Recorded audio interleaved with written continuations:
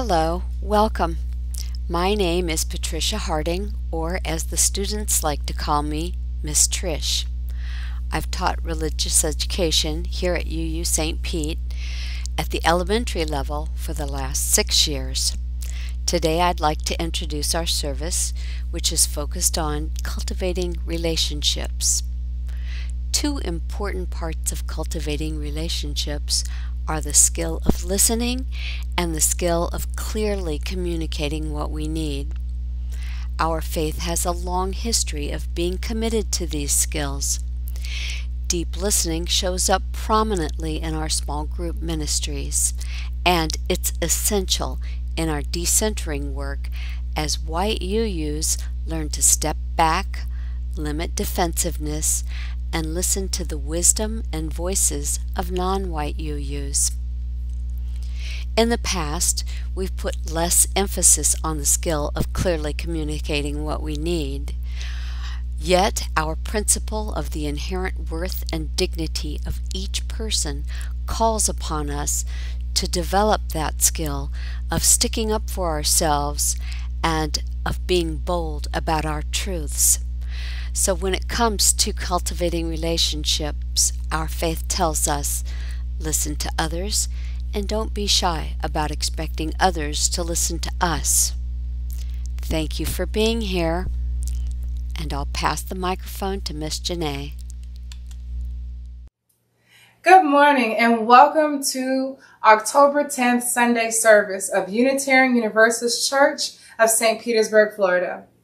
My name is Janae Johnson, and I'm your Religious Education and Communications Coordinator here. I'm also a seminary student at Starr King School of Divinity. Thank you, Ms. Trish, for our warm welcome. I will be joined by Communications Committee member Morgan Gresham, as well as a student from RRE.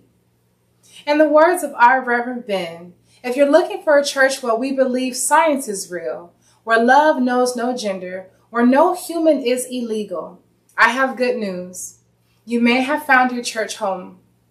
I hope that all of you watching will find something that helps you grow spiritually, both individually as a member of the greater community. Your presence is needed and wanted as we work towards being and building a blessed community. Whoever you are, wherever you are on your journey, you are welcome here. I want to also extend a special welcome to anyone who is new to our community. If you haven't already done so, say hello, jambo, ni hao, in the chat, in whatever language you choose.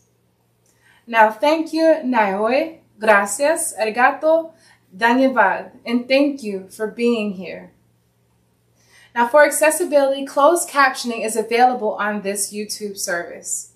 On most operating systems, you'll find the CC icon on the lower right-hand portion of your screen. Let's get started. Good morning. I am Morgan Gresham, and I will light our chalice. The words for today's chalice lighting are derived from our theme of the month in Soul Matters, which is cultivating relationships. The flaming chalice is a symbol of Unitarian Universalism. It is a symbol of hope, the sacred, the quest for truth, the warmth of community, the light of reason, and so much more. First, let us take a moment of silence to center ourselves for worship service. Community Means Strength by Starhawk, source number 36.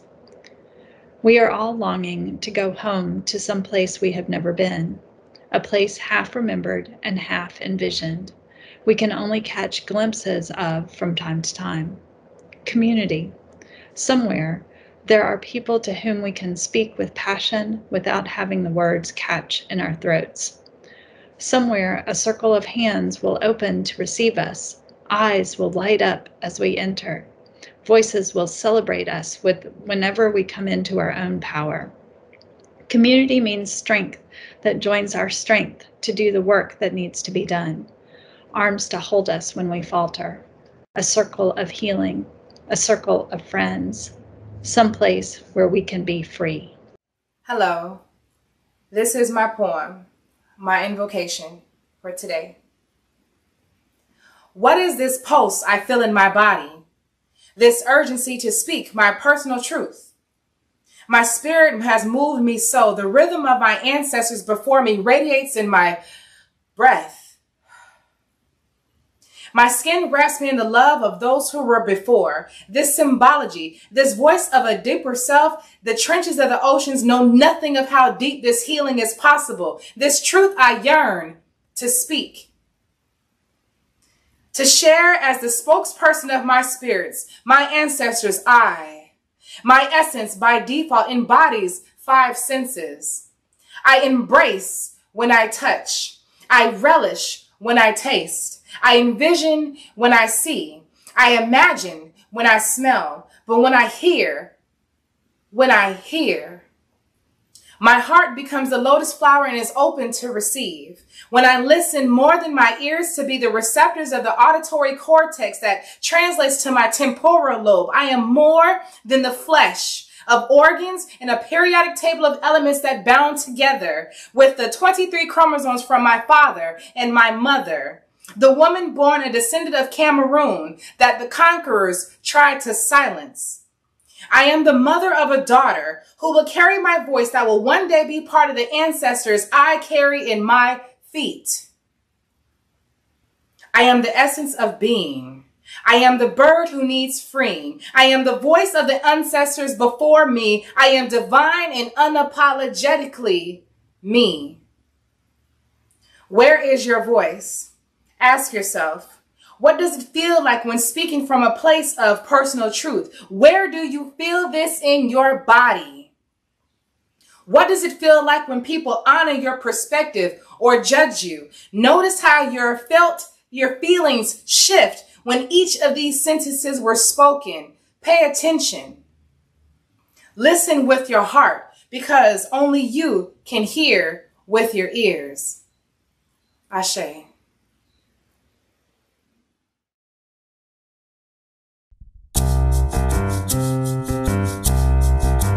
We are going, heaven knows where we are going, but we know within, and we will get there. Heaven knows how we will get there, but we know we will. It will be hard, we know, and the road will be muddy and rough, but we'll get there. Heaven knows how we will get there, but we know we will. Oh yeah yeah, oh yeah yeah, oh yeah yeah, oh yeah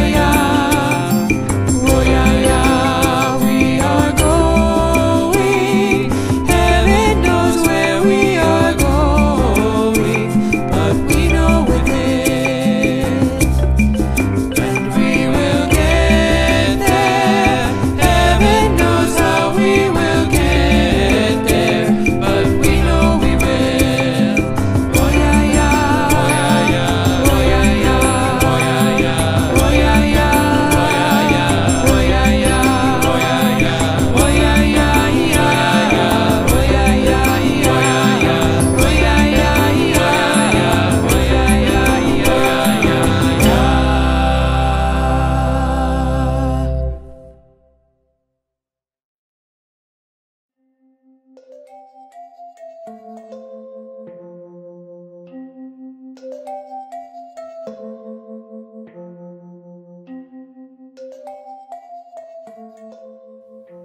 Now is the story of all ages. Here is the singing bowl. We listen to it. It rings clearly.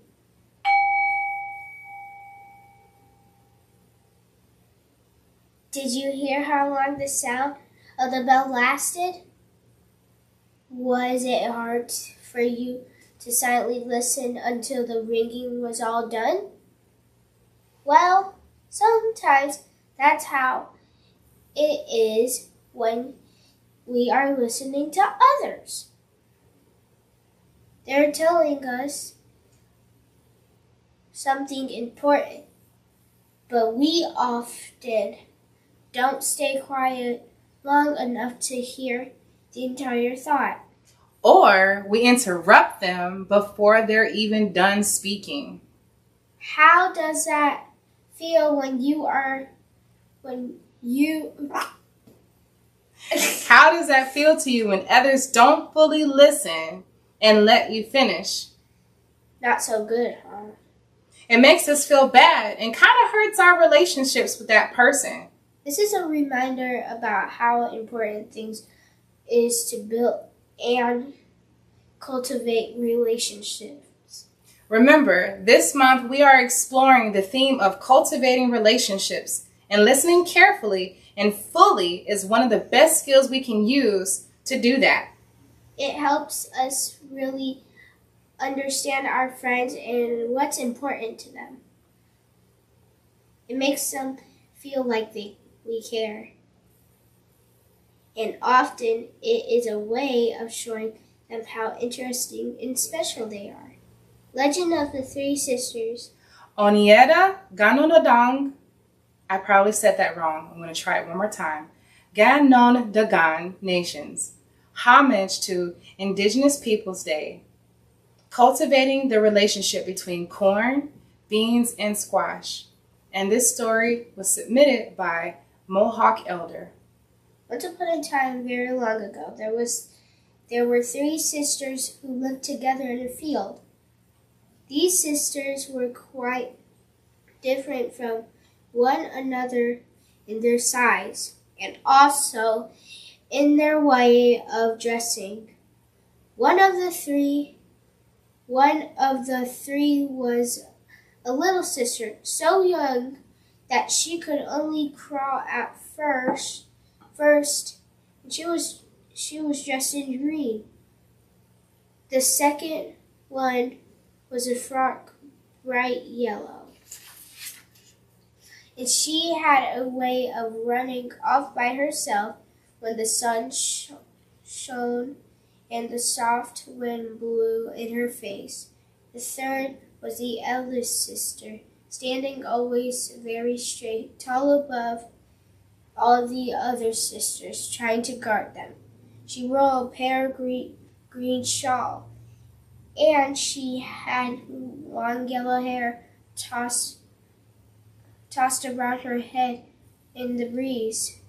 There was only one way in which the three sisters were alike. They loved one another very dearly, and they were never separated. They were sure that they would not be able to live apart. After a while, a stranger came to the field of the three sisters, a little Indian boy. He was straight as an arrow, and as fearless as the eagle that circled the sky above his head. He knew the way of talking to the birds and the small brothers of the earth, the shrew, the chipmunk, and the young foxes. And the three sisters, the one who was just able to crawl, the one in the yellow frock, and the one with the flowing hair, were very much interested in the little Indian boy. They watched him fit his arrow and bow, and saw him carve a bow with his stone knife, and wondered where he went at night. Late in the summer of the first coming of the Indian boy to their field, one of the three sisters disappeared. This was the youngest sister in green, sister who could only creep. She was scarcely able to stand alone in the field unless she had a stick with her, which she clung. Her sisters mourned for her until fall, but she did not return. Once more the Indian boy came to the field of the three sisters. He came to gather reeds at the edge of the stream nearby to make arrow shafts. The two sisters were left to watch him and gaze with wonder at the prints of moccasins in the earth that marked his trail. That night, the second of the three sisters left. one was dressed in yellow and always wanted to run away. She left no mark of her going.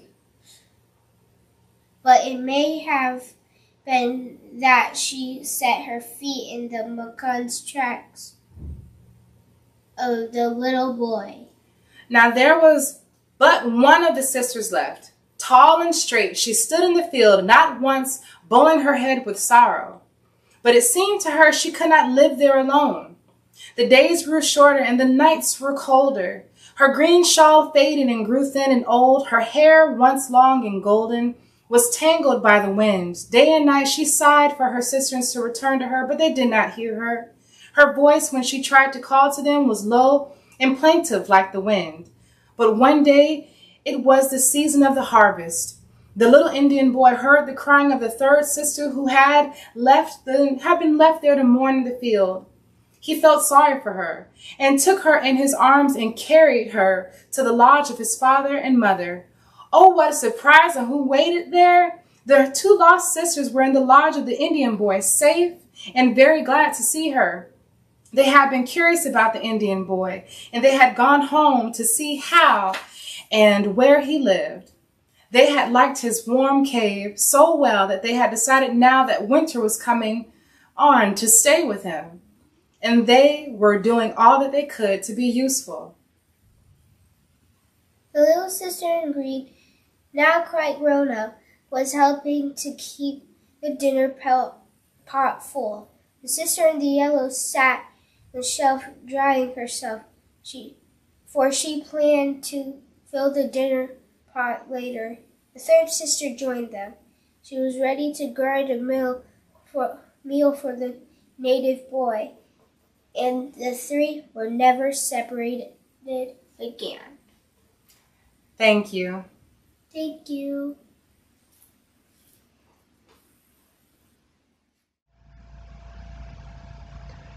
Thank you, Jade, for the story of the three sisters. Everyone, please be sure to check our amazing newsletter, the UU St. Pete Weekly, for announcements of the many things happening at church. This is the time in our worship service for joys and concerns. So if you're watching this YouTube live, please type your joys and concerns into the text chat right now. I'll begin with a big stone of joy from myself, the staff, and our hiring committee. After a thorough search, many resumes, and 4 interviews last week, I have extended an offer for Kelly Olson to be our new office coordinator. Kelly is here today. She is joining us during this worship service, and she will be present afterwards in the Zoom virtual coffee hour. Kelly, I am thrilled that you are joining the staff team. Welcome to UU St. Pete. And next, a stone of concern for Anita Lind, who has recently joined our church community and is facing homelessness right now as a result of illness and the pandemic. A stone of joy from Virginia and Cal Fox. Cal got a good report from his oncologist that cancer treatments are working. I'm thrilled to hear it, Cal and Virginia. A stone of concern for Janae's Uncle Benny as he deals with his health challenges and his housing changes. Stones of joy for both Brian Heberlin and Jamie Gray, because both of you apparently are recovering and feeling better this week, which pleases me no end. A stone of concern from Patty Kane Wood for her wife's sister and brother-in-law, Jackie and Dick. We're both struggling with health issues. And I place this final stone for all those joys and concerns that remain in our hearts, perhaps too tender to be spoken out loud. So let us take a moment of silence together.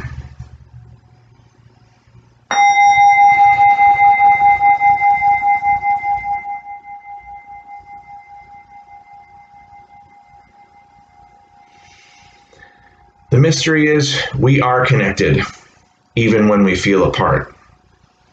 So let us rejoice in the miracle that makes of the many one. So may it be.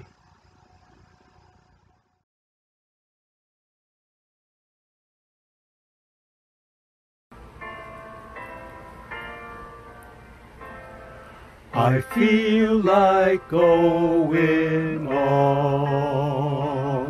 I feel like going on. Though trials mount on every hand, I feel like going on.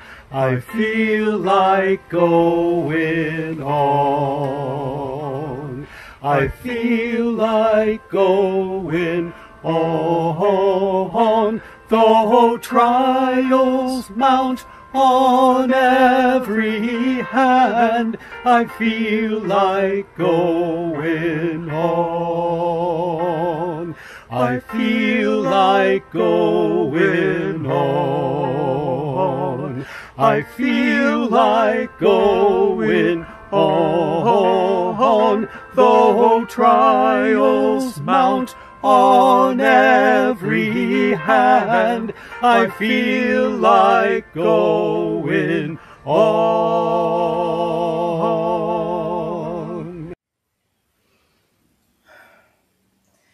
I do not wish to breathe another breath if it is not shared with others. The breath of life is not mine alone. I brought myself to be with you, hoping that by inhaling the compassion, the courage, the hope found here, I exhale the fear, the selfishness, the separatedness I keep so close to my skin. I cannot live another moment, at least not one of joy, unless you and I found our oneness somewhere among each other, somewhere between the noise, somewhere within the silence of the next breath. That is a quote by Christine L. Harper. Thank you for your words.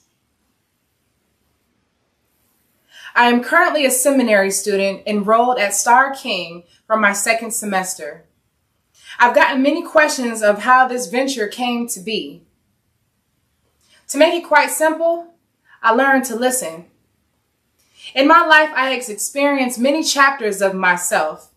Some chapters lasted longer than others. Some chapters were merely a few pages. In the story about the three sisters, I recognized a story within myself about listening. I took to this story about listening to the inner voices of myself. When I read about the youngest sister being lost, I resonated this story to my inner child. Deep in meditation about a month ago, I was greeted with a soft hello from 4-year-old me. I said, "Hey, you must be 4. She said, I said, corrected me and answered with blissful glee and innocence, "No, I'm this many." She held up 5 fingers. Baffled that she corrected me, I smiled and she responded, "You've forgotten about me." No, I said.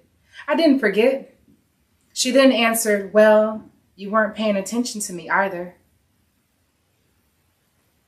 At that moment, I felt the energetic feeling of being lost, not paid attention to, forgotten, unheard, permeated through my spirit as I stared at myself, a 5-year-old girl. Barrettes and ponytails, wearing purple and pink, she twirled to show the twirl in her dress as I stood corrected. I have been an adult for so long, I haven't consciously checked in to who I was before I grew up. My heart expanded and embraced this person that was me, and I asked her to scan my memories of today to see where we are. I collected that piece of my heart. Understand that many people do not listen to what we are saying and choose to hear what they want to. But my intention to grow and elevate had proceeded to the woman that I am today. The next version of me stepped forward, fresh from divorced parents and a 3,000-mile move to a state that will forever change my perspective. I see her, me, saddened and alone. I can feel that people listened to her talk, but no one heard her. Just like the girl in the field, this time the energetic impression that laid in my being related to that night the second of the sisters left, the one who was dressed in yellow and who always wanted to run away. I found myself running away when I wasn't being heard. My heart grew heavier, but it opened wider and allowed me to embrace the teenager who was broken, shattered, and lost in the pain of not being heard, lost in the pain of not fully being acknowledged. This chapter was the hardest chapter because I was enraged. I yelled so much, but my ability to communicate was what I needed. But I was shrouded by the pain that justified my anger. My teen chapter couldn't think straight. I wonder what teenagers of today must feel when they are silenced by their parents, the stresses of their parents, adjusting to this new now, while being a parent to a teenager, adjusting to them molding into an adult. My heart expanded, and my spirit welcomed that part of me back into the puzzle that I hadn't realized I was missing. She was the voice I needed to hear within myself, to remember that I grew up shy and quiet.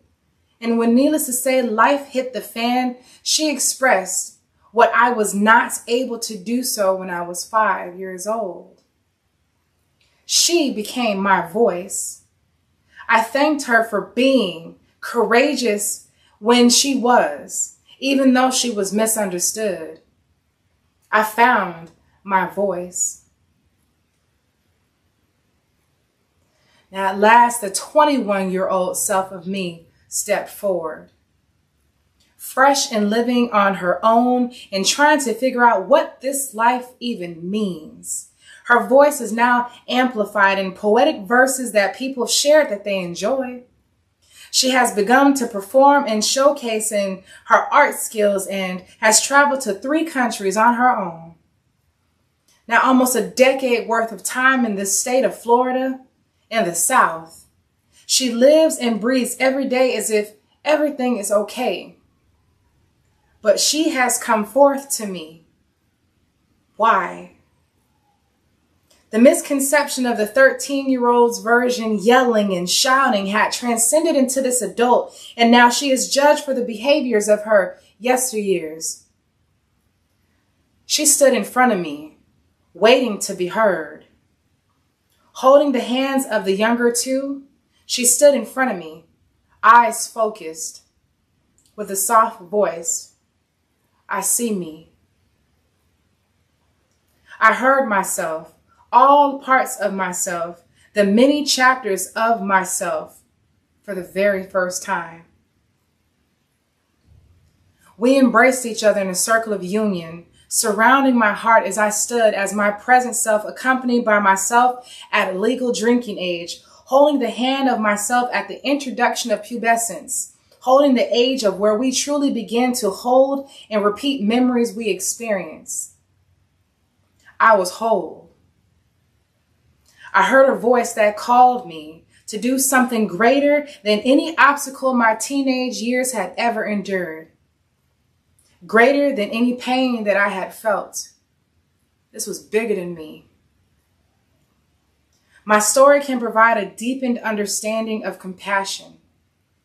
That way, we can learn from one another on how to listen, even as the sound begins to fade. We wait patiently to hear what is being said so we can effectively communicate what we feel to one another. Remember the bell from the story?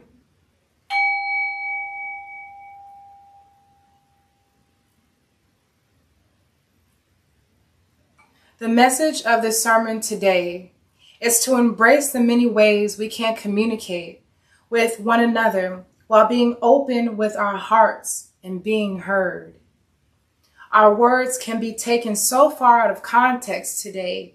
Many people forget to listen with our hearts and not without our filters of expectation, filters of trauma, filters of not being heard while growing up, filters of wanting to insult or belittle one another. We have forgotten our inner child along the way. We have left them in the field, like the youngest sister in the story. We are a community. We can be like the little Indian boy who heard the crying of the third sister who had been left to mourn there in the field. We can carry one another in arms to bring ourselves back to center.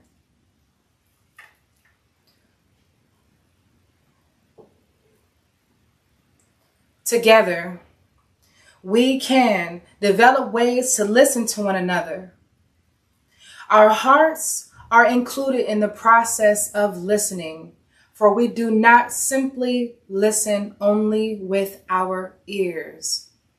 We hear with our ears, but we listen with our heart. So when we are speaking from our heart, receive with your heart open. Like the lotus flower. Do not leave your hearts behind anymore.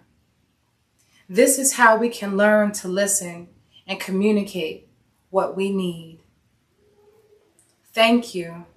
Nayowe, gracias, arigato danyavad, and blessings to you all for being here this Sunday. Ashe. Blessed be.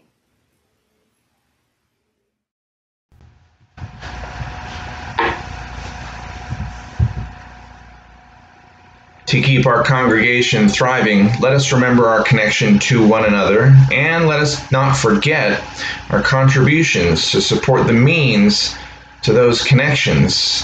If you're watching today on a mobile device or your computer, please hover your finger or cursor in the upper right corner of your screen and click the I in the small white circle for a secure way to give.